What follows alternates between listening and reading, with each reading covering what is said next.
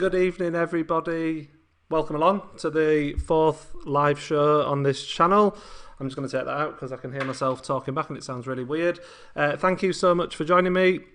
I've just noticed, and my thumbnail had the wrong date on, so well done for getting the right date. I put the 18th, but obviously it's the 19th, so there we go. So apologies about that. Loads to get through tonight. We've got, obviously, football returning. Newcastle have a game this weekend for the first time in 3 months, which is really exciting. I'm really excited about it. I hope you are too. Welcome as well. If you're not a Newcastle fan, I assume most people are Newcastle fans on here, but there might be one or two people that aren't, and hello if you're not. You're very welcome. What else have we got? Takeover talk, obviously. That's been another interesting week on the takeover front. Still no takeover done, but we'll see. We'll have a chat about that. I've got some quiz questions for you. Peter Robson, who is here, I've just seen him. Yeah, hello Peter. He's set. I've picked two of his questions that he's set. I think pretty tricky actually tonight, but good ones. So have a go at that, and I might have couple of other things for you to have a go at, and we can talk about all sorts of stuff. Longstaff's contract, for example, project restart, all that stuff. So there we go. So let's see who is here. So Jonathan and Andrew, good evening to you both.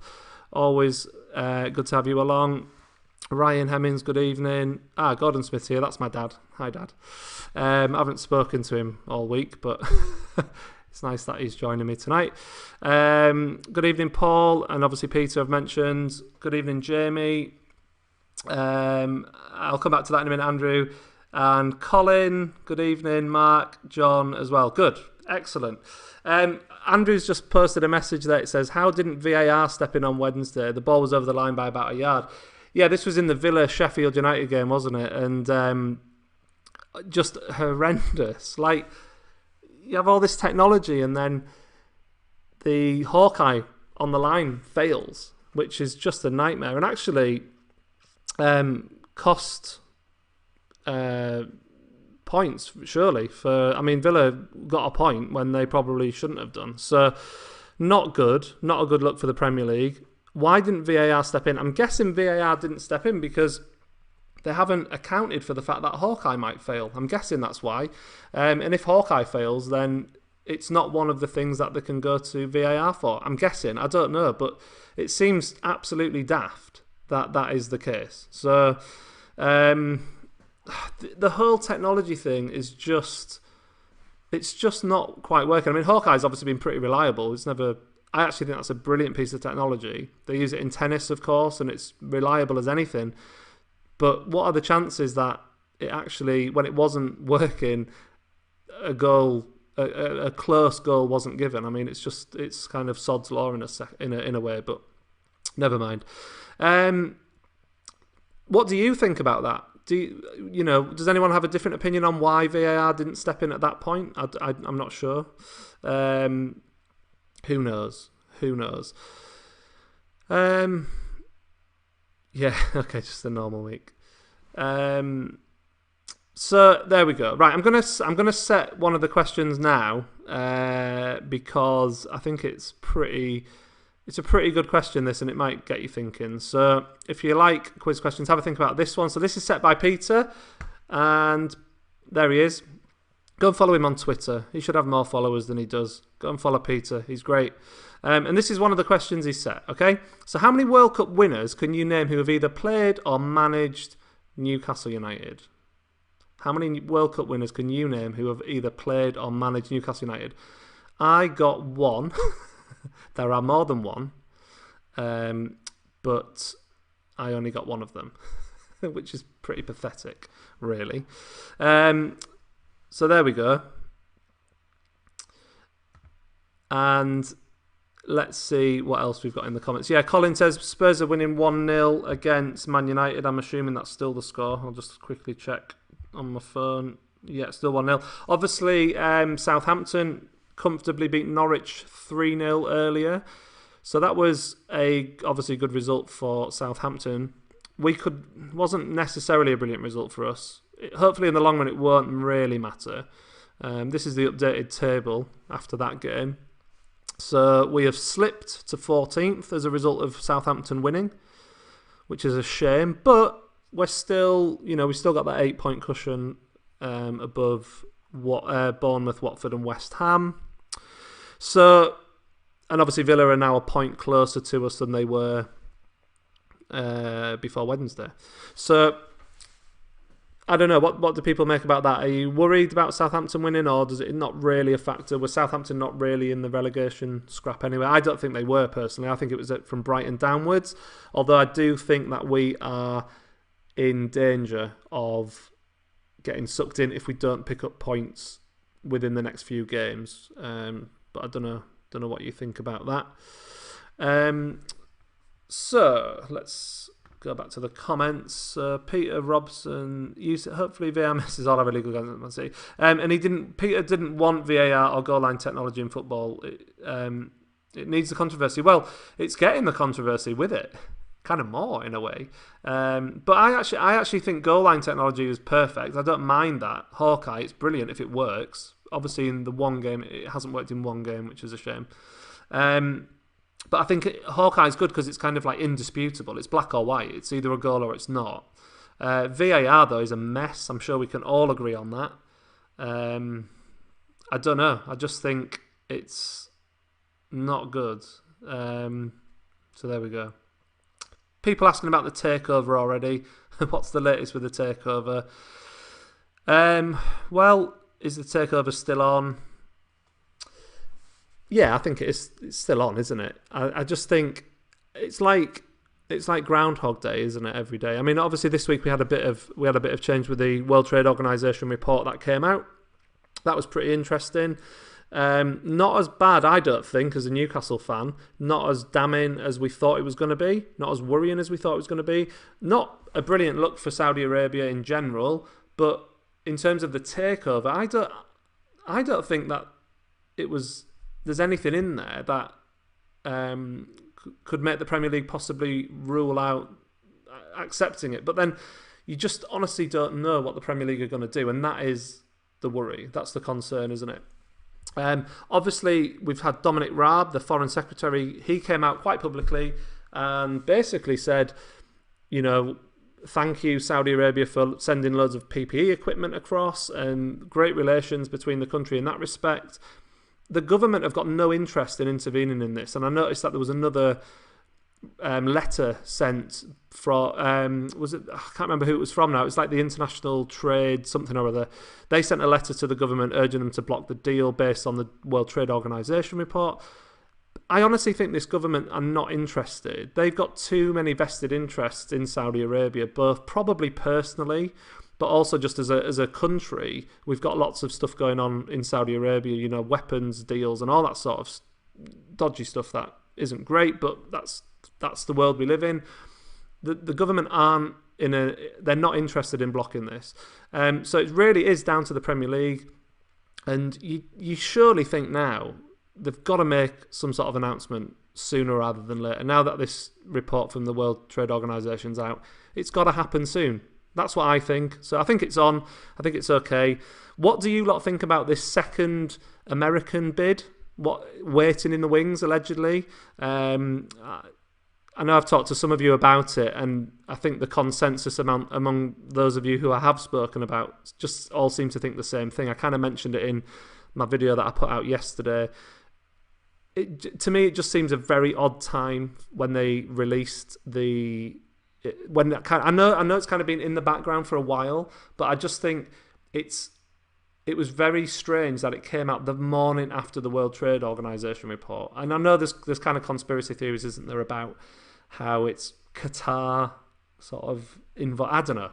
I honestly don't know if that could be anything, but we will see. We'll see.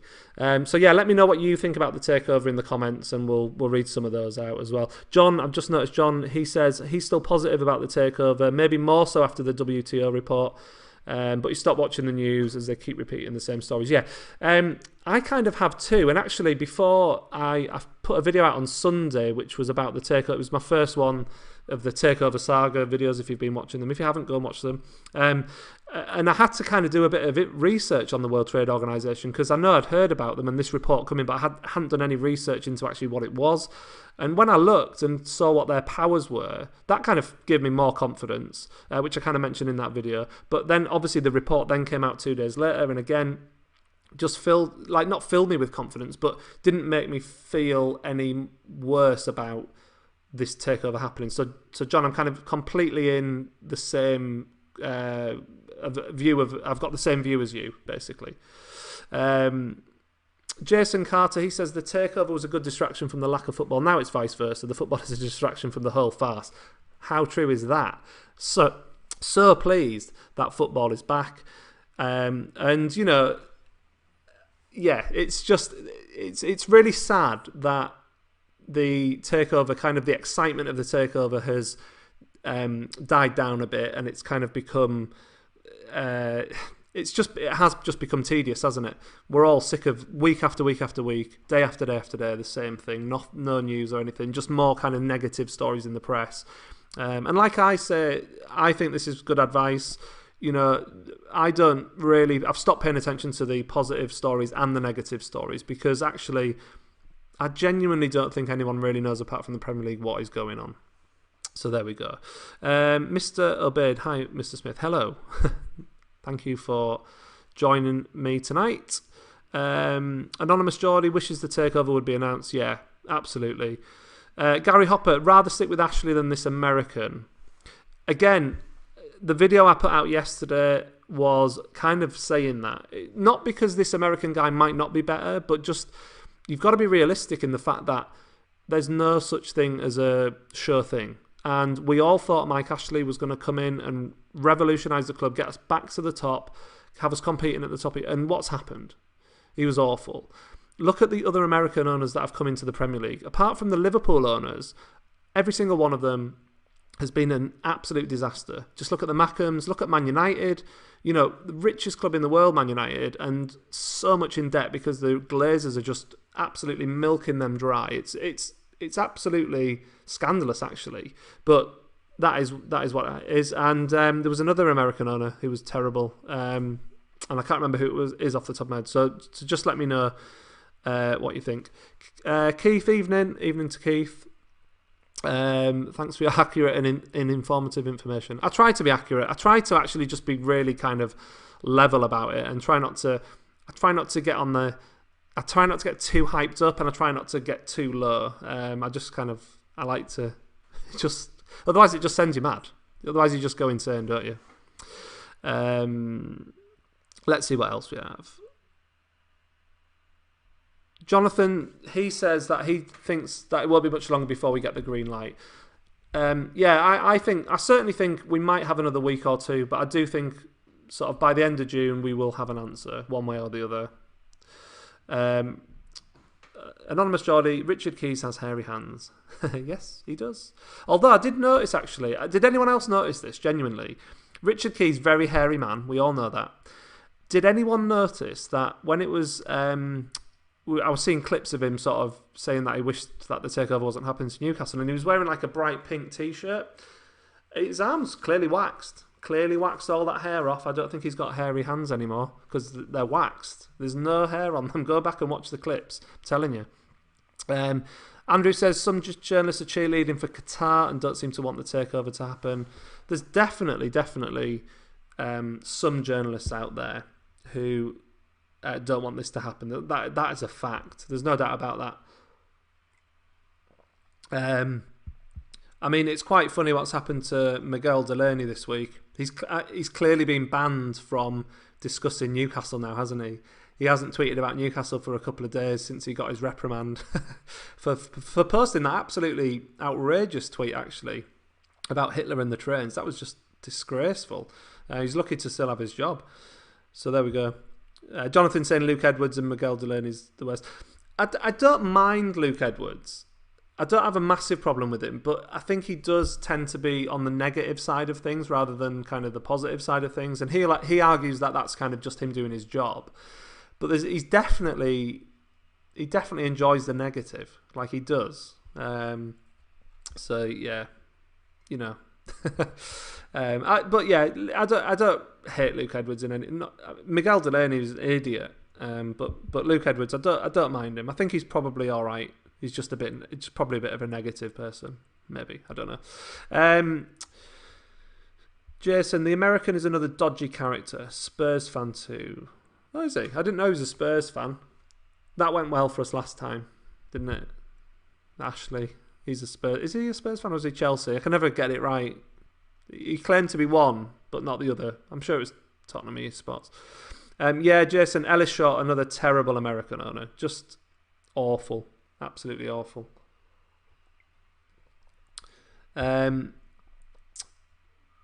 Peter says, in an ideal world we stay up, new owners get a clean slate pre-season build, and Sunderland play Sunday League in a few years. Yeah, I think the thing is, we all want rid of Ashley. Absolutely, we all want rid of Ashley, and hopefully whoever buys the club, even if it's not the Saudis, will come in and improve us. And whether they improve us to the level that we can compete at the top level of the game, or even if we just are a bit better than we are now, and we try to win things like win a cup, take competition seriously, then that'd be quite good. Mr. Abed, yesterday the PIF announced that they have taken over 70% of a huge oil company in Saudi, and they will announce Newcastle soon. Yeah, well, I mean, we hope so, but we're just still waiting. Hopefully it'll happen.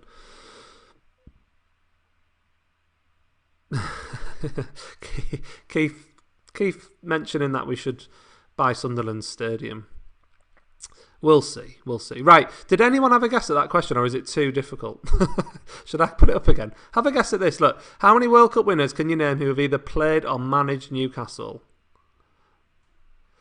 Hey, what do you reckon? Have a guess at that. I honestly thought of one, but there is. I'll give you a clue. There's 5 that we know of.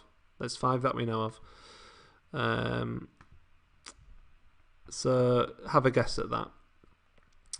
Let's talk about the weekend's football. Let's get away from the takeover for a little bit. Who's excited about football starting again? Obviously, we've had a few games. Currently, Manchester United are losing at half-time to Tottenham, 1-0, I believe. Tottenham scored a good goal. I haven't seen it, but I believe that they scored a decent goal.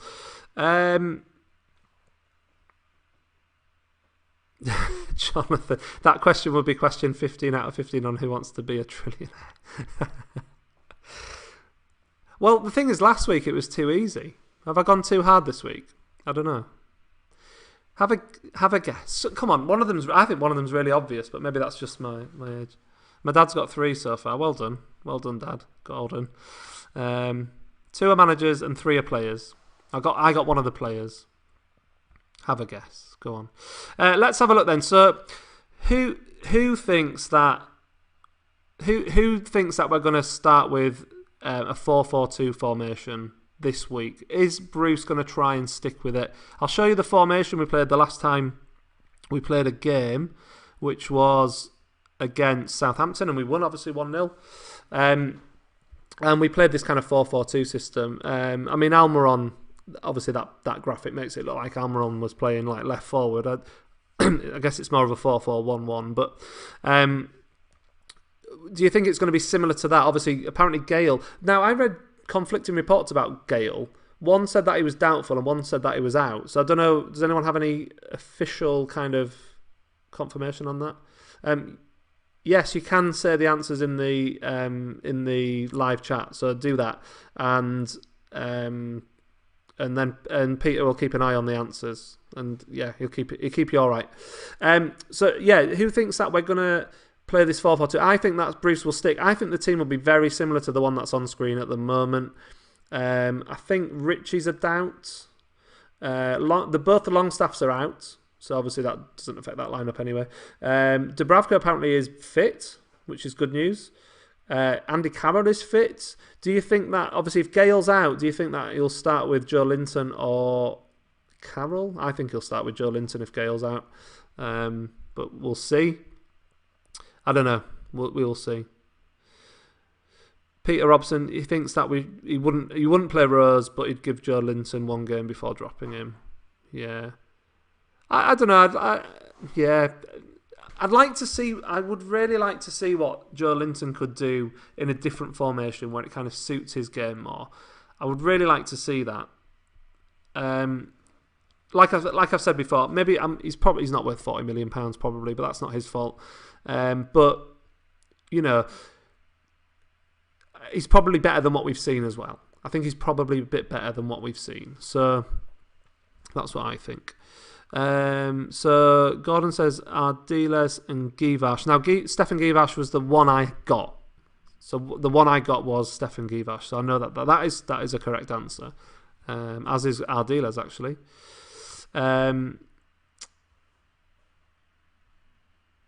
So Andrew's saying Gale started 3 games in a row before the lockdown. He improved us a lot. Yeah, I think I think I said this last week. I'm just going to go back to our fixtures that we've got remaining. So if I just put this up on the screen. So there are remaining games. I said this, and I kind of stand by this. If Gale's fit, put him in. Gale is a good Championship striker. Some of those teams that we have to play are, lower Premier League teams. So, upper Championship teams, if you like.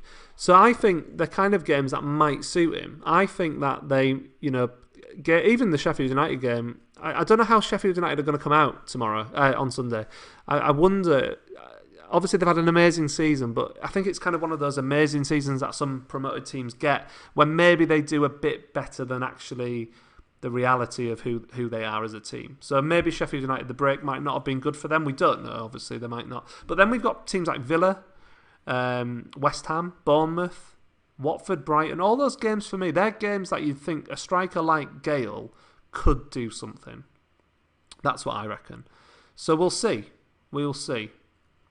Retro NUFC, hello. Nice that you're joining us. So what do you think? Do you think that Gale should start? Would you just drop Joe Linton as long as Gale's fit? What would you do?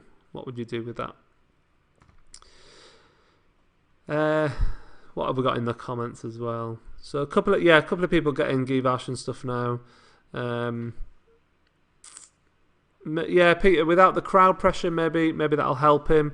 He must, and obviously the break as well. The thing is, I think his confidence, if you're a striker and you're not scoring, then you lack confidence. The break might have done him good, a fresh start, coming back in. Again, maybe no crowd would be a good thing for him for a few games. Try and get him into some kind of rhythm and form. We'll see. But I don't know. I just don't like writing players off when they've not either had a fair shot or they've not really played. It's not even had one season. So I know it's the Premier League and you have to hit the ground running. You can't carry players. I get that, but I don't like writing players off too early. That said, I think if Gale is fit, I would probably play Gale, to be honest.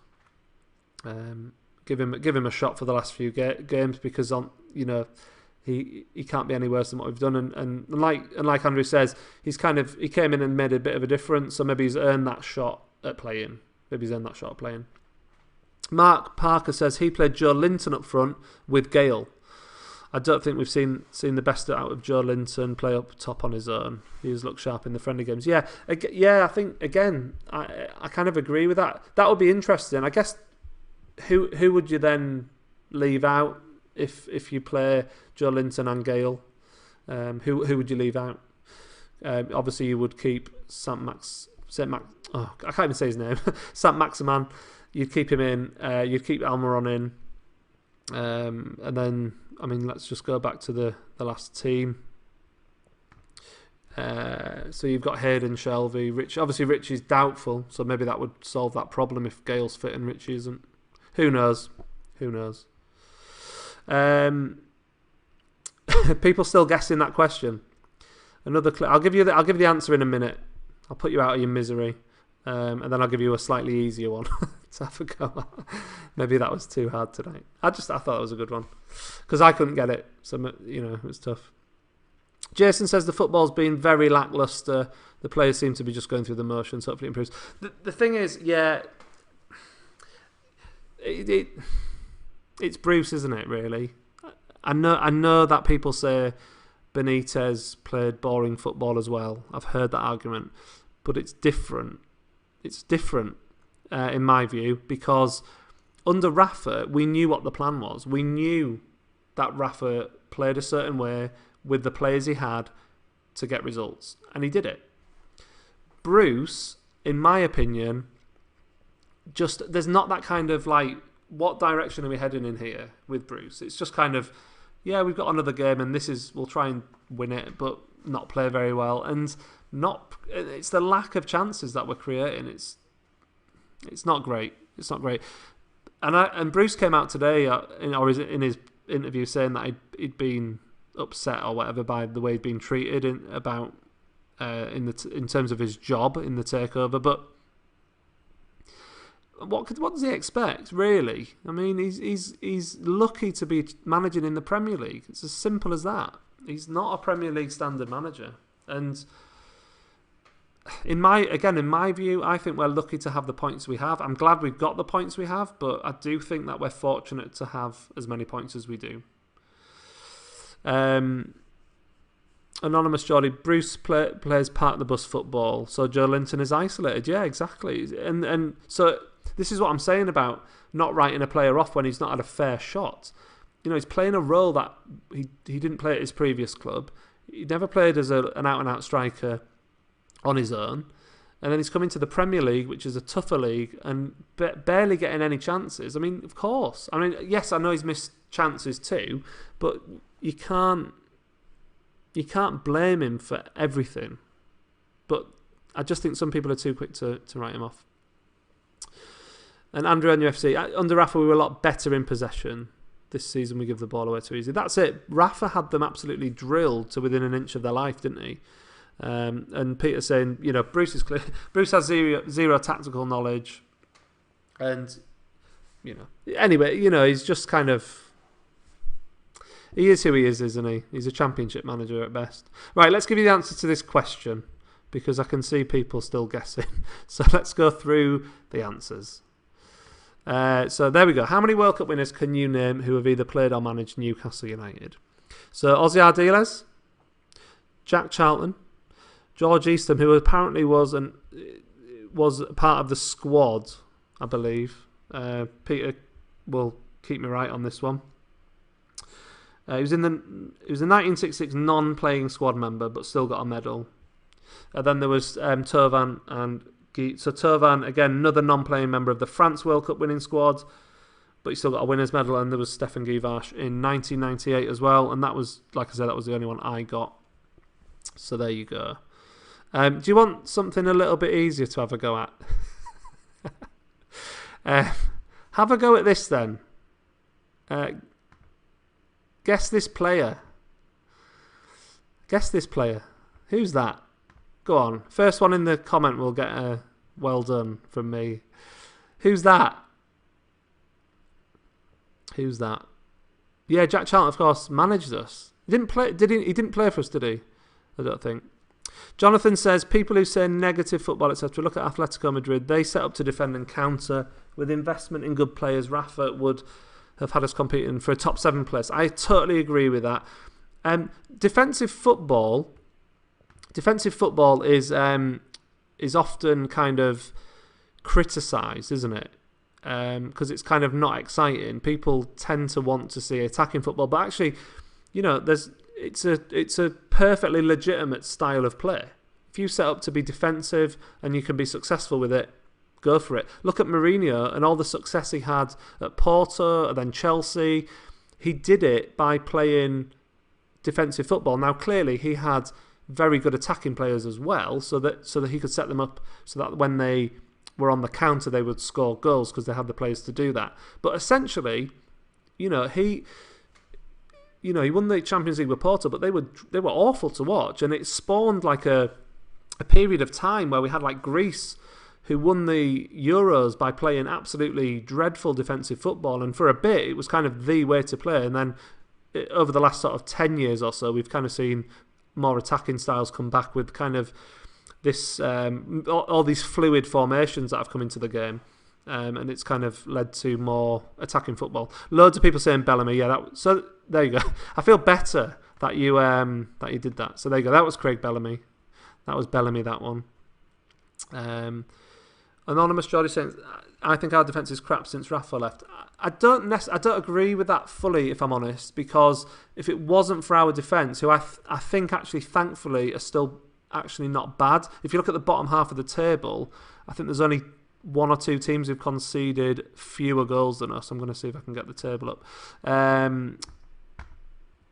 So we've conceded 41, and so Brighton, so there's only Brighton and Crystal Palace who've conceded fewer goals than us. So actually, I think our defence is not that bad, and it's actually the reason why we are still all right, and we are where we are, and we've got as many points as we have, because we don't score many, but the goals we've scored, when we score one goal, we've thankfully got a lot of results from either scoring one goal or possibly two goals. So thankfully the defence isn't that bad.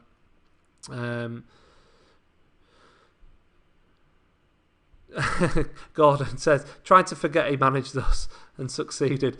Yeah, it didn't go very well for Jack Charlton as manager of us, did he?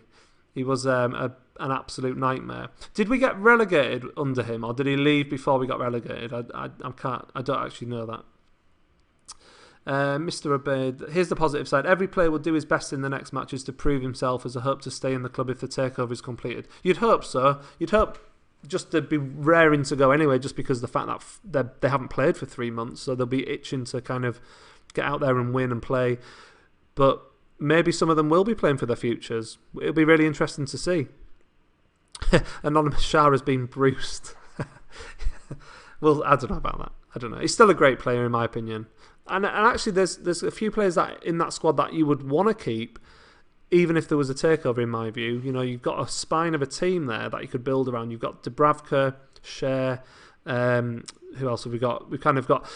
I don't know whether you build this team around them, but Matty Longstaff, Sean Longstaff, you'd like to give them a bit longer just to see if they could be a part of the team in the future. You've got Almiron, who I think Almiron. Put better players around Almiron, and I think he will be a great player. What do you think about that? Anonymous, I think the 5-0 loss to Leicester and 4-0 against the mediocre Man United proves Bruce is clueless. Well, yeah, I mean, the thing is, we've had big defeats, haven't we, over the years? But if you take those results out, then our goal conceding record is even better. So you can argue that our defence is actually not that bad. So there you go.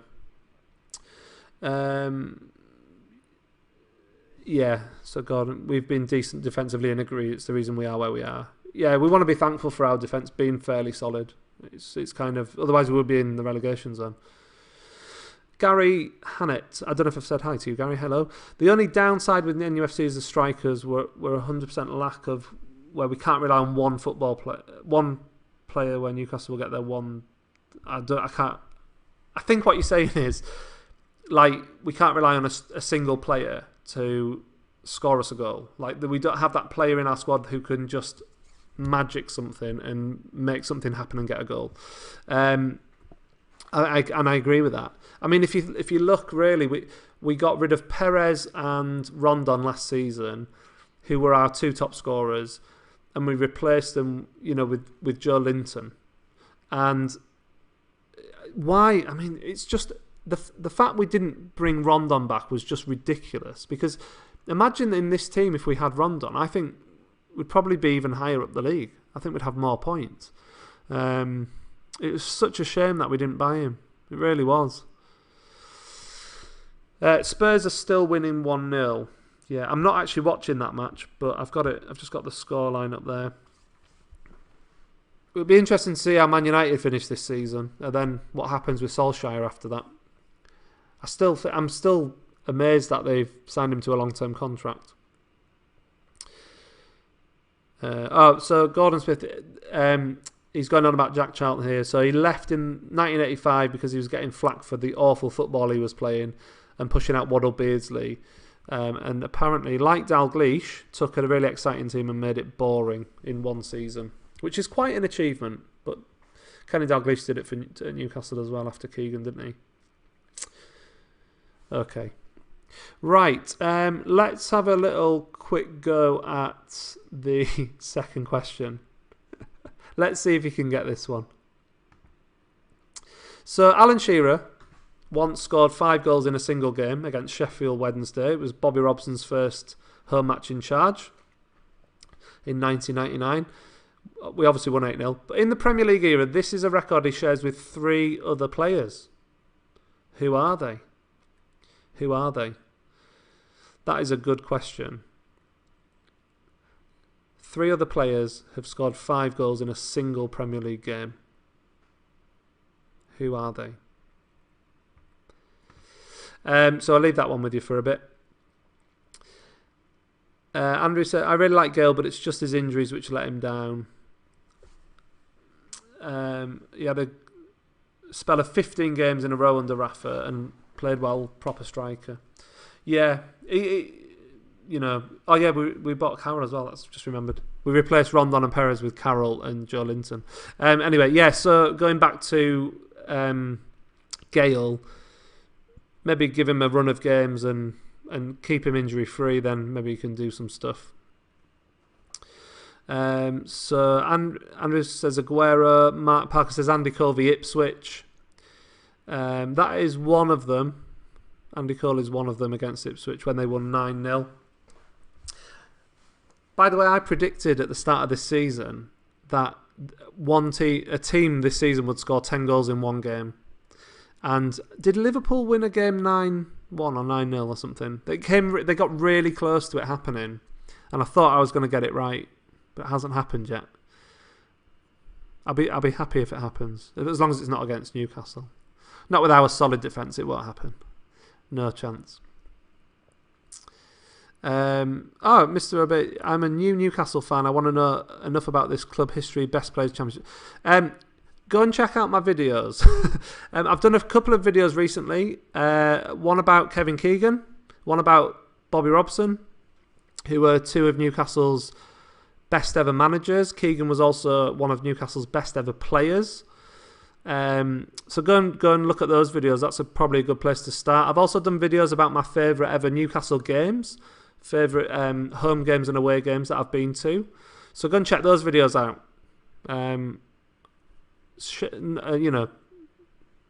Shameless plug. By the way, thank you very much if you're all subscribers. I'm up to about 920 subscribers, which honestly kind of I'm amazed by, but I'm grateful for, and I'm glad that we're kind of building this little community here, which is awesome. You might notice I'm wearing my Newcastle pin badge, which I gave away last week during my live show. Gave that away. Holly won that, so I sent that out to her yesterday, so hopefully she'll get that either today or tomorrow. But I've also got NUFC, the pin badge, what is it? NUFC Pins 1 on Twitter.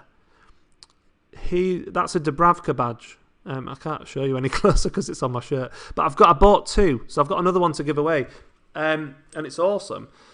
So there it is. So what my plan is, when I get to 1,000 subscribers, which I'm hoping is pretty soon, I'm going to give that away, and I might bundle it in with something else. So please spread the word about this channel.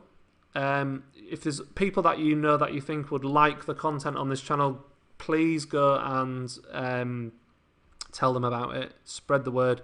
And when I get to 1,000, where is it? There. I'm going to give that Dubravka badge away, along with something else. Possibly another pin badge, actually, because there's another one coming out soon. So by the time that happens, maybe I'll have that. If not, I'll find something else to put with it, and I'll give that away. So thank you for that. And also, please, if you haven't already, I know a lot of you follow me on Twitter, and that's brilliant. I'm going to keep using Twitter. I'm not coming off there. But I'm starting to use Instagram more and more. So if you've got an Instagram account, go and follow me on Instagram, because I'm really enjoying using that, and I think I'm up to about 45 people following me on there.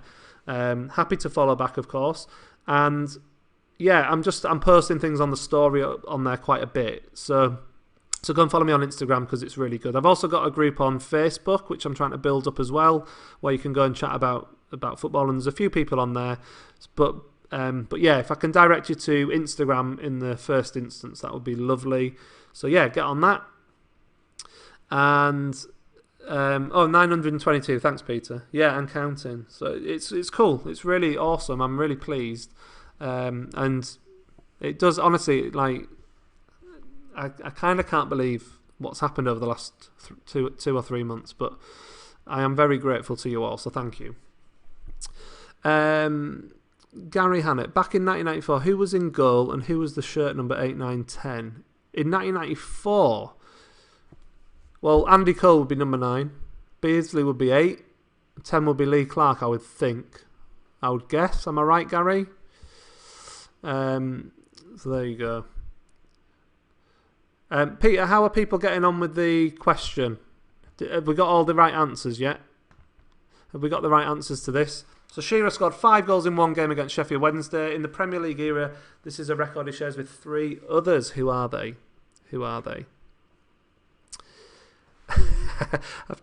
Yeah, honestly, I can promise you, Peter, there's no dodginess going on. It'll be a Newcastle related thing. Okay, keep it clean.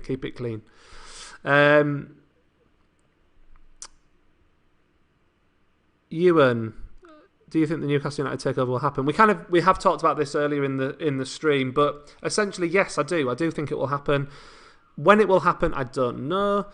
Your guess is as good as mine on that one, but I do think it will happen. I think I'm more confident it'll be the Saudis than any other bidder. I think it will be the Saudis, but obviously until we have confirmation, there's always that doubt that it might not happen. But we'll see. Oh, Gary Hopper says Jermaine Defoe.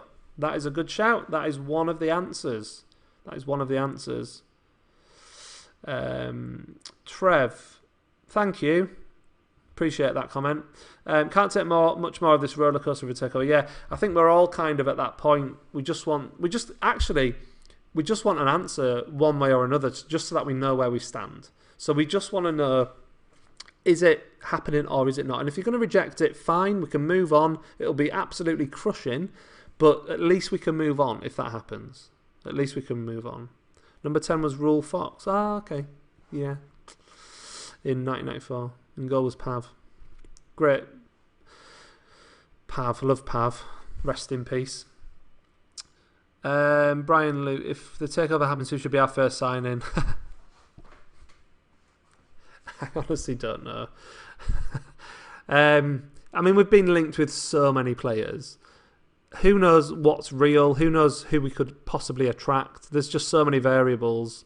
Who would you have, Brian? Who would your first signing be? If I turn the question back on you.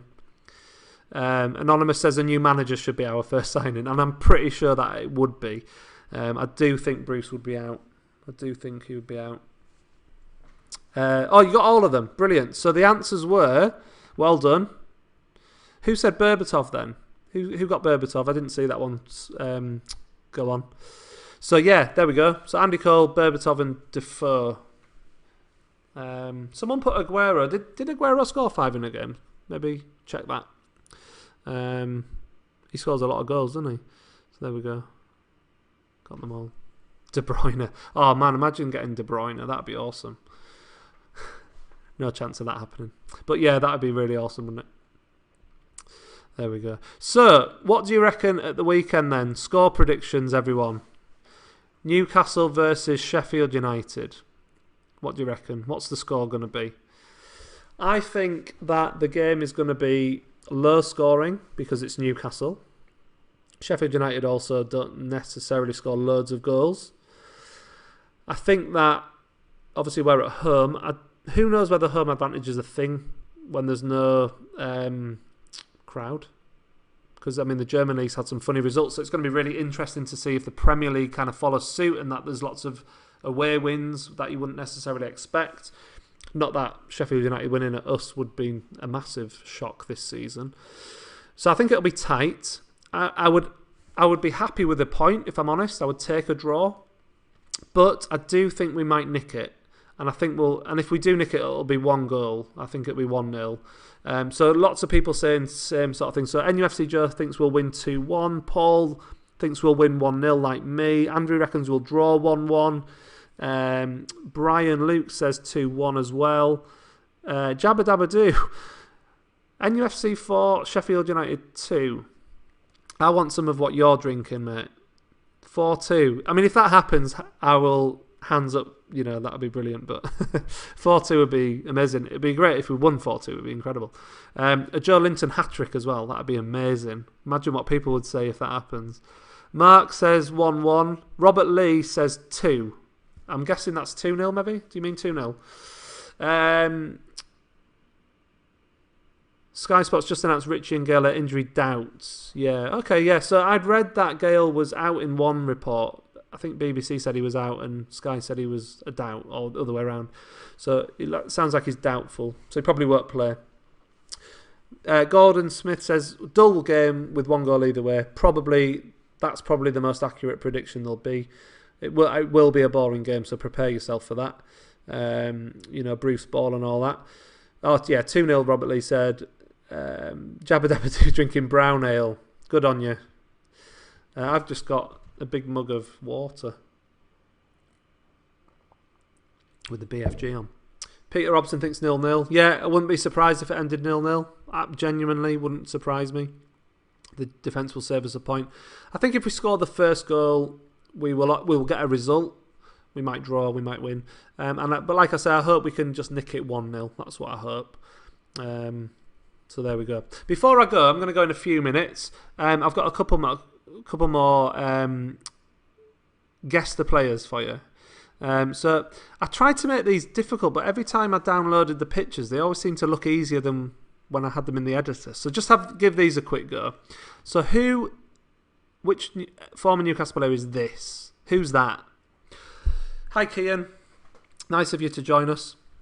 Kian, he's in Ireland, is Kian, and he's going to try and get his dad to bring him across to watch a Newcastle game when crowds can come back. So let's hope that happens for Kian, because that would be awesome. Would that be your first ever game, Kian? I think Kian's about 12 or 13, so it could be. I think it could be his first game. Let us know, Kian. But yeah, hopefully that'll happen for you. Lots of people. Did anyone get it wrong? Enrique. All saying Enrique, because it's easy, isn't it? And that was the one that I thought was going to be tricky. So the other ones you should probably easily get. It is, of course, Enrique. Best left back we've ever had, according to someone. Where's that comment gone? Oh, Andrew at the bottom. Yeah, best left back we've ever. He was awesome, wasn't he? I loved Enrique. I really did love him. He was a great player. And I know he kind of left under a cloud, but if you read, there was a really interesting interview with him in The Athletic recently. I think it was The Athletic. And he was basically saying how gutted he was with the way he left the club and how the fans didn't... how kind of the fans perceived the way he left the club as bad. And he was really disappointed about that. Sounds like he didn't really want to leave in a sense, but because of what was happening at the club at the time, that's what happened. But yeah, he was a great player. I really loved watching Enrique. He was a good player. So well done for all of you who got that right. That's a good one. Let me put one more up. I'll just do one more. Again, hopefully, I'm just looking at it now and it's like maybe that's a bit too easy again, but we'll see. Kian says that it would be his first ever Newcastle game. So that's awesome. Good luck to you, Kian. I hope you get there, and I hope we can have crowds back in stadiums. You know, maybe at the turn of the year. 2021, we'll have some more stuff. More stuff going on. Tottenham still winning 1-0. Is that full time? Is that why people are messaging me that? Or is it still 1-0? Yeah. So Gaza, Watson. Okay, I'll let a few more people guess who that is.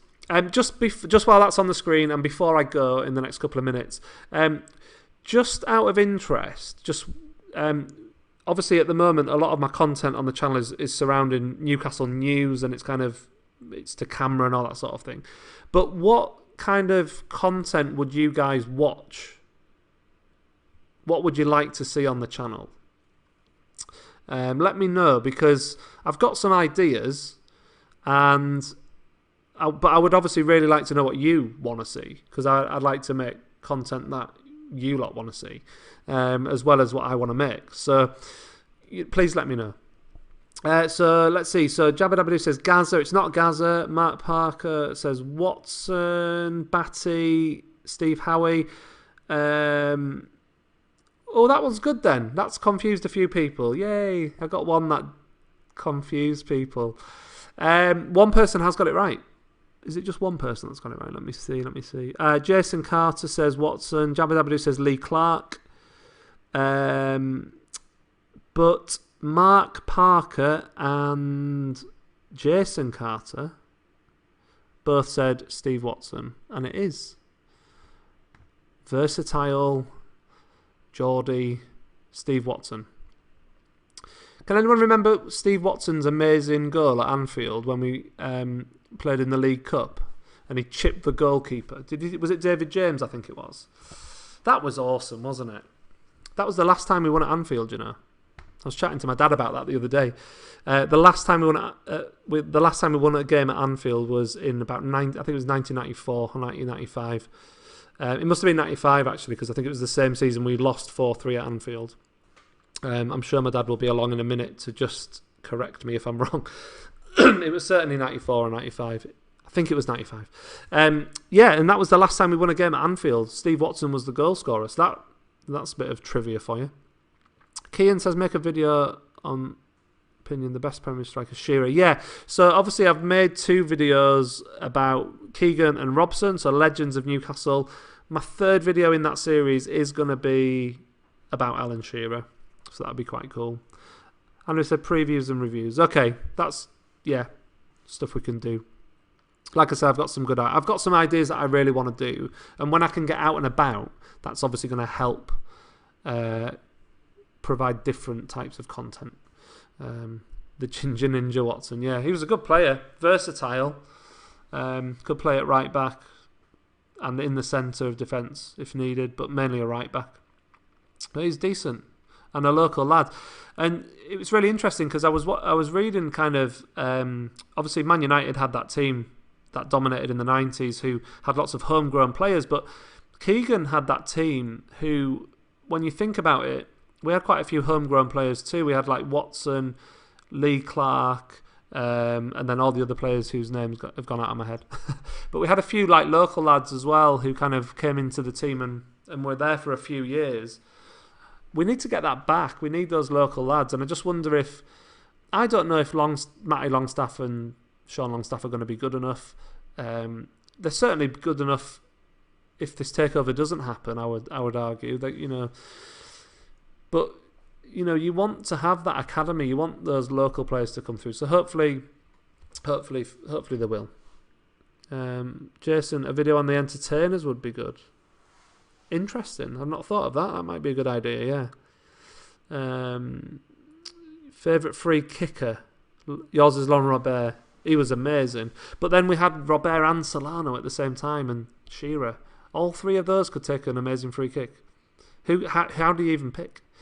I do have a favourite, but I'm not going to tell you in case I make that video. Best goal I've ever seen in a game, Kian. So that's a good question. I think I did a video on that. So go and have a look. Go and watch that. So it was, so the Watson goal at Anfield was November 1995, and we were late. We couldn't get parked in Liverpool. We were late, but we did see Newcastle win. And that's the happiest memory I've got at Anfield, because we were also, later in that season, April 96, we lost to Liverpool 4-3. I was also at that game. We were on the second row in the away end, and I can see Collymores' goal as clear as day from really low down. at the Kop at the other end of the pitch, and I saw Collymore coming across and scoring that goal. It's sickening, absolutely awful. There we go. Kian says Shearer v Everton, best goal. Cisse v Chelsea. Yeah, I wasn't at the game where Cisse scored that goal. You'd probably argue that's right up there with the best Newcastle goals ever. But I was there for Shearer's volley in the Gallagher end, and it was unbelievable. And it is just unbelievable. Thanks, Andrew, about the Keegan and Robson videos. If you haven't checked those out, go and watch them. I'm really proud of them. The Bobby Robson one took me ages to do, but I was quite happy with it. So if you haven't watched it, go and have a watch of that. And Peter says he cried at the Bobby Robson video. That's awesome. You know, I must admit I got emotional putting the end bit of that video together and just reminding myself of how Man United have equalised. It's 1-1. Putting that together with the end of Bobby Robson video, the way he was sacked by the club, and then obviously a few years later having cancer again, and then sadly dying. Very emotional. And looking back, it was ridiculous that he was sacked when we finished 5th. And what should have happened was we should have cleared out those troublemakers in the squad. You know, the likes of Dyer, Bellamy, whoever it was who was causing all those issues. They're the ones that should have gone. And we should have trusted Bobby Robson to rebuild. Even if those players were favourites, we should have trusted Bobby Robson to rebuild, get rid of the rotten apples and let Robson deal with it. But we didn't, and we sacked him. And sadly, you know, some fans were happy with that. They were at the time, and I think people do forget that. But anyway, it's sad the way it kind of ended for Robson at Newcastle. But what a guy he was! You know, he's just brilliant guy. So go and watch that video because I am proud of that video. So go and have a watch of that. Yeah, Peter Robson says best goal Shearer of Everton. Yeah, and the Tiote goal, that was a heck of a goal. I was at that game as well.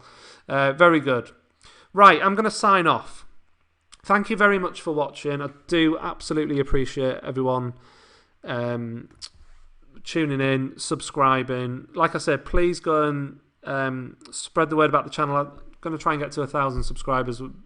Kind of blows my mind, but thank you. And when I do, that Dubravka badge, not that one, I've got another one, that'll be on its way to somebody, along with possibly something else, because I think 1,000 deserves maybe something a bit more than that. So thank you very much. And also go and check out, get on Instagram. If you're on Instagram, go and follow me, please, which is there. I'm going to see you really soon for another live stream, and thank you for watching. Come on.